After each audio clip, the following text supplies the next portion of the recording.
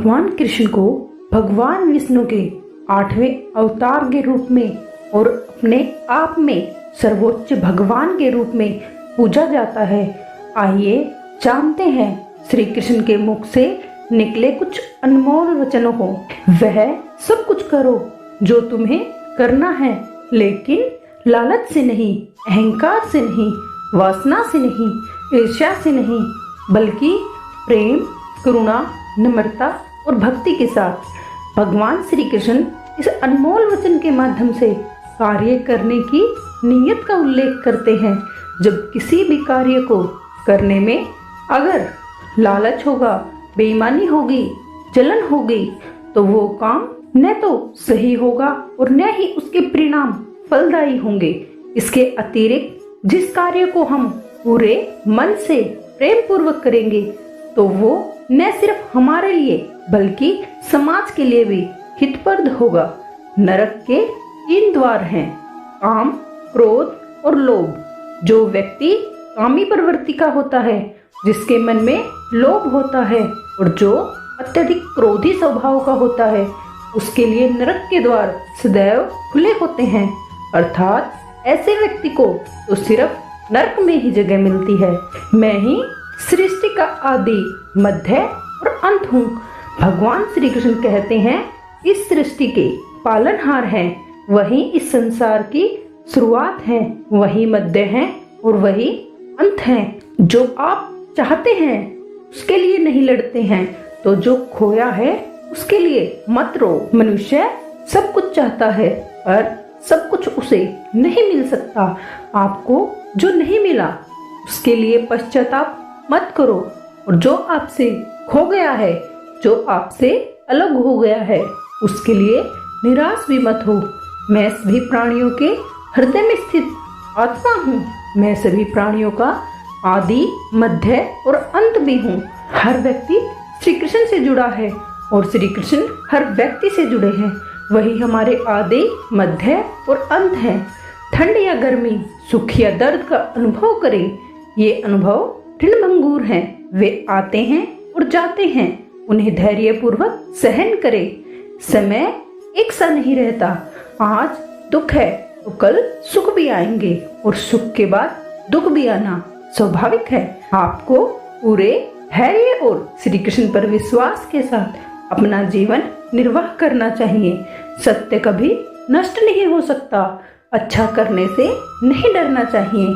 लोग अक्सर सच कहने से बचते हैं या डरते हैं, पर सत्य कभी छुप नहीं सकता और न ही कभी मिट सकता है। कितना भी छुपा ले पर सच तो उजागर हो ही जाएगा। इसीलिए जो बात सच पर आधारित हो उसे करने या कहने या मानने से कभी नहीं डरना चाहिए। इस शरीर का मोह मत करो, यह तो माटी है, माटी में मिल जाएगा। अमर तो आत्मा है जो परमात्मा में मिल जाएगी। लोग अक्सर अपने शरीर को सुंदर बनाने में लगे रहते हैं, पर आत्मा की सुंदरता शरीर की सुंदरता से कहीं ज्यादा महत्वपूर्ण है। शरीर तो नश्वर है, मिट्टी ही तो है, तो मिट्टी में ही मिल जाता है, पर आत्मा अमर है। इसीलिए आत्मा की सुंदरता पर ध्यान दो। आत्मा की सुंदरता अपने को श्री कृष्ण में लीन करने से मिलती है। जो हुआ अच्छा हुआ, जो होता है अच्छे के लिए होता है।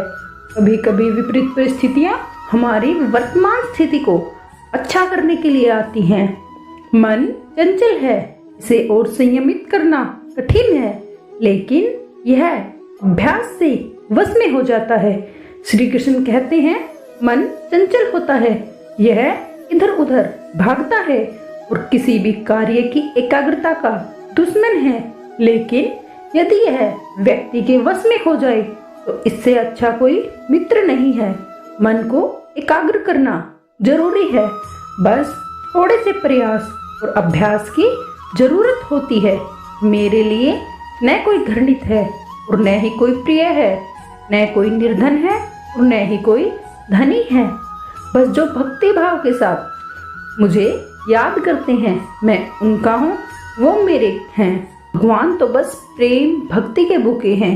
जो भी उनकी भक्ति में लीन होता है, जो भी प्रेम से उन्हें याद करता है वो सदैव उसका कल्याण करते हैं।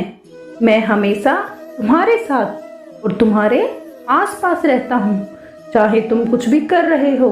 जब भी आप कोई बुरा कार्य करते हो या अच्छा कार्य करते हो, आपको लगता है कि कोई देख नहीं रहा, तो यहाँ श्री कृष्ण कहते हैं तुम जो कुछ भी कर रहे हो, मेरी दृष्टि सदैव तुम पर है। इसलिए आप यह मत समझें कि आप अकेले हैं, आपके साथ श्री कृष्ण हैं। जो कुछ हुआ अच्छे के लिए हुआ, जो हो रहा है अच्छे के लिए हो रहा है, जो होगा वह भी अच्छा ही होगा।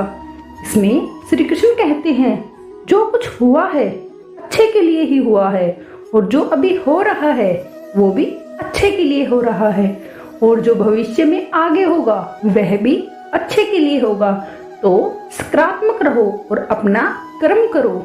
आप वही हैं जिसमें आप विश्वास करते हैं, आप वह बन जाते हैं जो आप मानते हैं कि आप बन सकते हैं।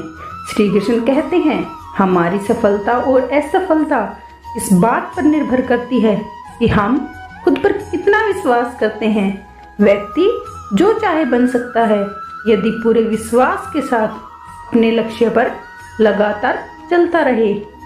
जिस इंसान के चारों तरफ नकारात्मक लोग रहते हैं, उस इंसान का मंजिल से भटक जाना तय होता है। इसमें श्री कृष्ण कहते हैं कि मन के हारे हार है और मन के जीते जीत है। जिस प्रकार सकारात्मक विचारों से सफलता मिलती है, उसी प्रकार नकारात्मक विचार असफलता के मार्ग की ओर अग्रसर करते हैं, क्योंकि जैसा हम सोचते हैं वैसे ही हम बनते जाते हैं, और अपने विचारों के माध्यम से ही हमें नकारात्मक सकारात्मक परिणाम मिलते हैं। अपने अनिवार्य कर्तव्य का पालन करें, क्योंकि क्रिया वास्तव में निष्क्रियता से बेहतर है। मनुष्य ही एक ऐसा प्राणी है जो कर्म करता है, इसलिए कर्म करना प्रत्येक व्यक्ति का धर्म भी है। कार्य करने वाला व्यक्ति ही कर्मवीर कहलाता है।